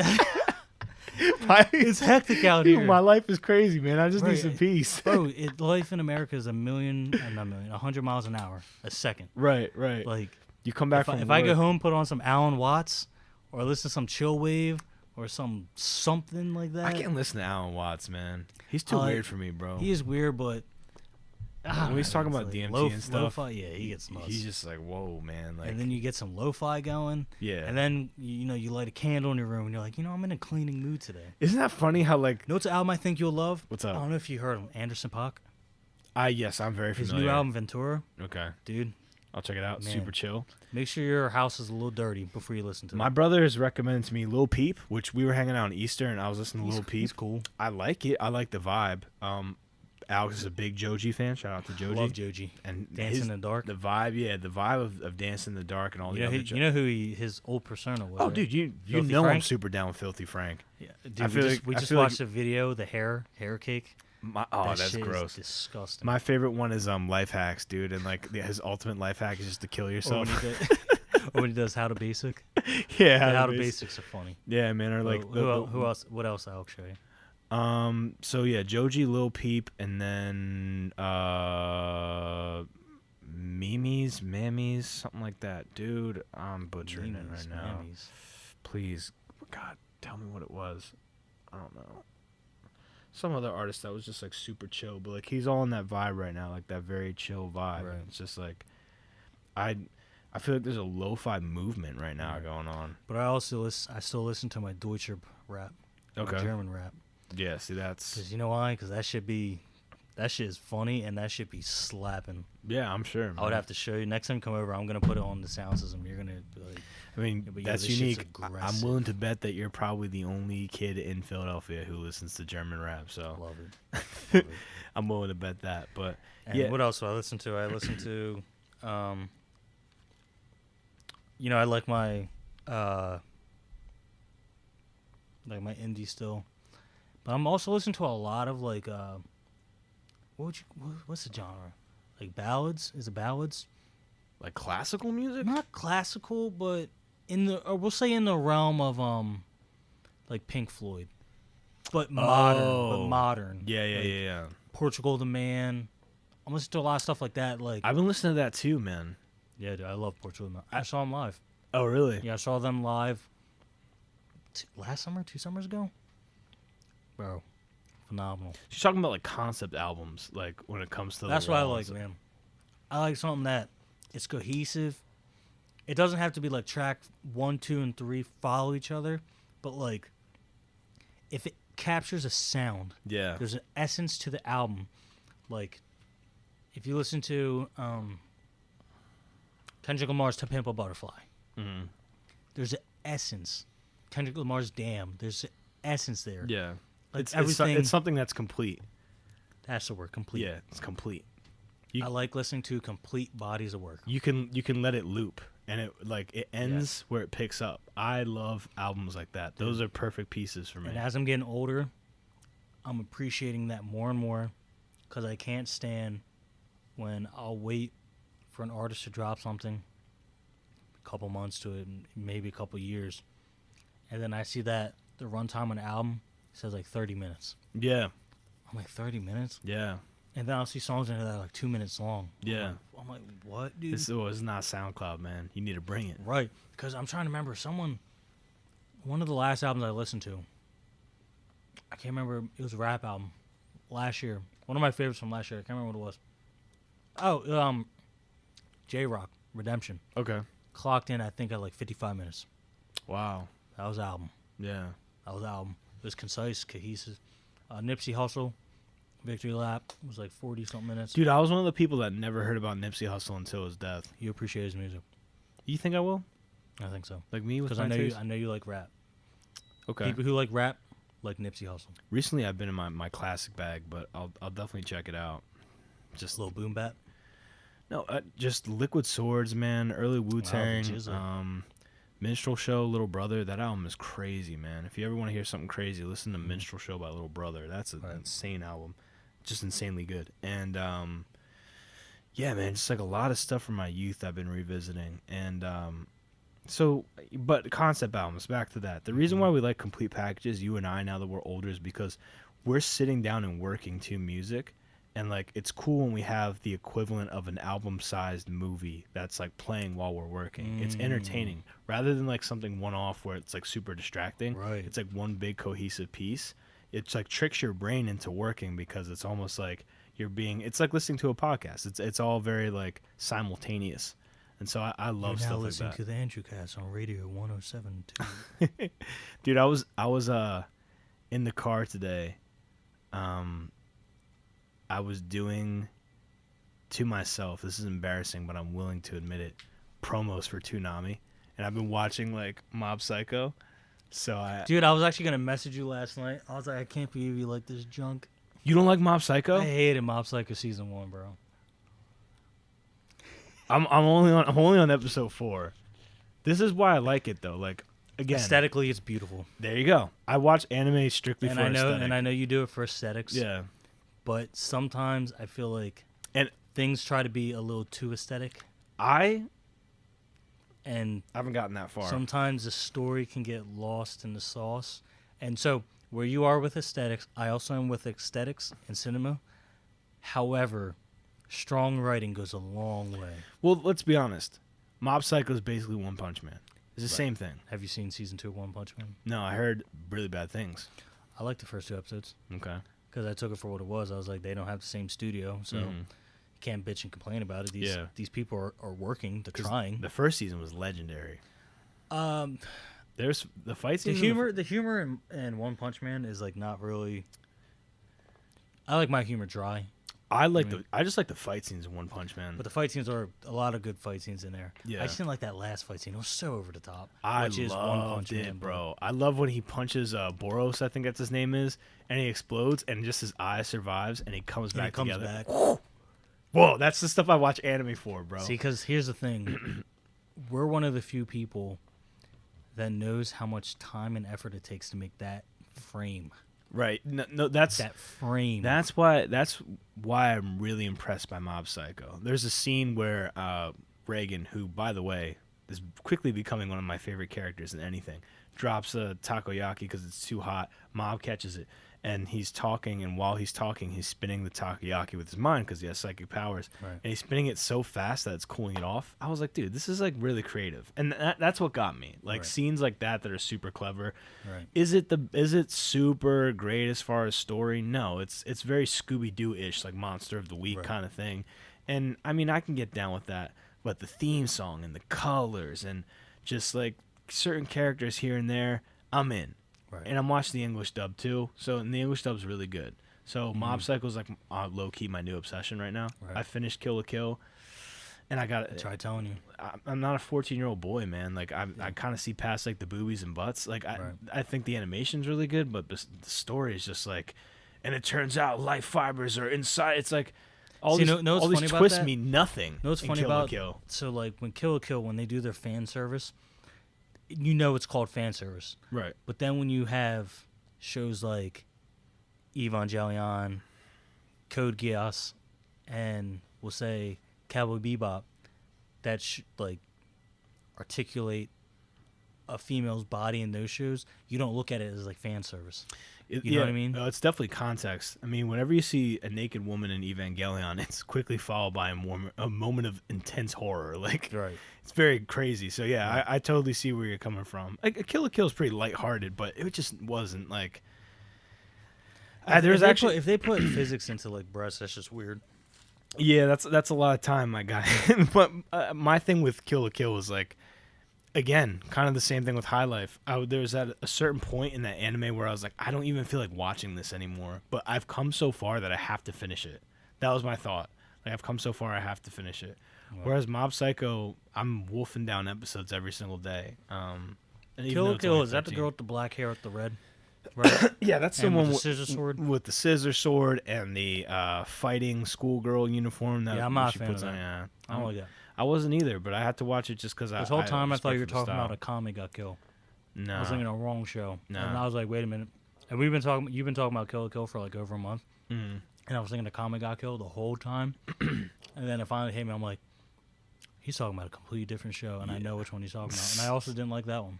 Yeah, I'm strict on my anime list. Like, I have my to watch list, and I'm just going through it right now. Right. And Mob Psycho was next. So, what else you got on there? Porco Rosso. I've actually never seen that Studio Ghibli movie. That's the one with the pig that flies planes. I figured that like I'd just give it a shot. Also, the new Italian run of Lupin the Third that takes place in Rome. I was going to watch that whole thing. What? Rest in peace to the creator. Oh yeah, really? He passed away. That sucks, man. Last week. And I was going to watch, because I've never actually seen it, Death Note. I've read it. I've never watched the anime. You know what you would like to watch? You know what I think you should watch that you would like? What? The Promised Neverland. So my cousin, okay, so I was thinking about you. So Easter, we were outside just talking about stuff that we watched, and that came up. Right. And he was like, I don't even know how to describe this series. And I was like, that sounds so familiar. I even said, I think Sheldon actually, the co-host of my podcast, actually watches that anime. Want to know something funny? So, no, let me hold on. Technical. Keep going. So, this is Saturday or Friday night. So Natalia comes over. I said, "Oh, what do you want to watch?" She's like, "Oh, why don't you put on some anime?" And I was like, "You found a keeper." Continue. But I was like, "Oh, word." Is that a rare request? She'll watch it if I have it on. Yeah. But she rarely, if never, asks to put one on. So you know what I said to her? Pick out one. Oh. Because here's the thing. You know, when you're picking out an anime, the picture alone has to pull you in. Yeah. And here's the thing. Me and you and Akuna, we've watched altogether probably close to 1,000. Different. I say 1,000 different. I know me personally and Akuna, it's a couple hundred. Yeah. That we've seen. And I know you're up there too. So I would say there's probably 1,000 worth of different anime knowledge between the three of us. Right? Yeah. So I said pick one. And I told her which ones that you should stay away from. Like, even though the picture looks good, just, avoid it. It's a time waster. Like Sword Art Online. Mm-hmm. Done. So I said it. She sees Promised Neverland. Yes. She said, "What is this about?" I said, "We should watch that." You didn't know at the time? This is your first? I watched the first 2 episodes. All right. I'm like, we should watch that. So do you know anything about Promised Neverland? No, I'm actually looking at it on Google Images, and it kind of looks low-key horrifying. It is. It has one of the strongest writing and some of the best animation I've ever seen on a show. Fam. I don't even know how much I want to give away. Like, you know how when you want to tell someone to check something out? Yeah. So you kind of have to spoil the first episode. Yeah. So it almost guarantees that they're going to watch it. Mm-hmm. So These group of kids. Okay, kids. They all look like children. They're all children. They have these tattoos on their neck and on their body. It's a number. So, and they're all from the orphanage. And there's this person that they call the mother, who's like the nun of the orphanage. Mm-hmm. So I'm just gonna tell you the first episode. Hopefully, you watch it after that. So the kids, they all want to be adopted, whatever. And so they see on the calendar that Connie, who's like a 6-year-old, is about to be adopted. Yeah. They're like, oh, great. Like, this is wonderful, wonderful, blah, blah, blah. So, mom, and I'm watching the opening right now, but I'm paying attention. Yeah, the opening's sick. The music's good. So they're in this like giant house, like a mansion, in the middle of this woods. And you can see where they usually leave from, a couple miles away. You can see it. They call it the gate. So the main protagonist and two of the three main protagonists realize that the girl left her bunny, right? That she always had. So like, oh, we got to give her the bunny. So they're running, and they finally get there, and it's in this dark corridor, right? And they see a truck, and they're like, "Where's Mom at? Where's Connie?" And they're trying to find her, and they look in the back of the truck, and there's Connie, the 6-year-old, bro, brutally murdered. Dang. With a rose sticking out of her chest, right? Mm-hmm. And they're like, what the hell? And they start getting freaked out, and this is where the animation like really picks up. Dude, and they hide under the truck. These two giant creatures come out, and they're speaking to Mom. And they're like, oh, so her test results that she was taking, she was getting good scores. She's going to make a great meal for donors. So these kids who are taking tests and playing around, they're priming themselves as meat for rich donors to eat them. Children? Yeah. What the heck, dude? So, and then they realize Mom's a part of it, the person that they call Mom. And so they, like, escape. They almost find them and they escape. And then at the end of the episode, like, it's like starting to pick back up and get lighthearted, and the two main characters are talking. In the middle of talking, the episode just cuts to the woman, and she found the teddy bear, and she's just staring at it. And you see, like, it gets dark around her eyes, like, because she's fixated on it, and she knows that one of the kids was there. Episode cuts, and the music plays. And, like, Natalia's like, that was horrifying. Because, dude, it's like lighthearted. Yeah. And then it just turns. the next episode, the girl, like, because they said to each other, we need to put up a front. We can't let her know that we left and stuff like this, right? So the next episode, she's at the wall where Connie had a picture, and the kid turns the corridor, and he sees Mom in the girl's face like this, just staring at her, and it's like the dark eyes again. And the girl's like, oh, hey, Mom, like, trying to play around with it. She's like, did you happen to leave the house last night? Like that? And she's like, no, of course not. And she's like smiling and stuff like that. And then they go downstairs, and they just fall to their knees, and they're crying hysterically. And they're like, how are we going to survive this? We have to save all the kids, bro. And it gets nuts after that. Yeah, I'm looking at it right now. It's pretty crazy. Bro, it gets nuts.